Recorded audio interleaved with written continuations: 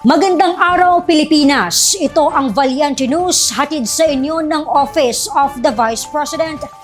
Sa pamamagitan ng mga satellite offices, mas mapapadali ang pag-access ng mga Pilipino kabilang na ang mga taga Cagayan Valley sa mga serbisyo at programa ng OVP. Isa sa maaaring i-avail ng mga Pilipino ay ang Medical Assistance Program. Narito si Rose Bernales para sa detalye. Mahalaga ang papel ng mga satellite offices at extension offices sa ating hangarin na mapagsilbihan ang mga kababayan sa Luzon, Visayas at Mindanao. Sa Cagayan Valley sa Region 2, matatagpuan ang OVP Satellite Office sa AV Building, FNDY Street, Cabatuan Road, San Fermin, Cauayan City, Probinsya ng Isabela. Madaling puntahan dahil isang sakay lang ng pampasaherong bus o van para sa mga kababayan natin na galing sa ibang lugar ng Region 2. Marami ang pumupunta kada araw sa tanggapan.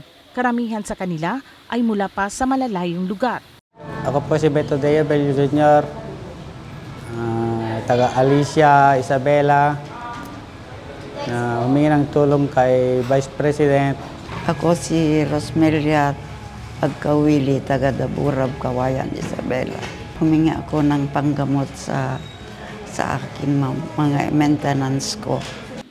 Madali lamang ang proseso upang makakuha ng assistance. Una, kumpletuhin ang mga requirements at kumuha ng application form kung saan isusulat ang detalye ng pasyente. Pagkatapos ay dadaan sa screening at diretsyon agad sa verification, interview at processing bago maibigay ang kinakailangang assistance.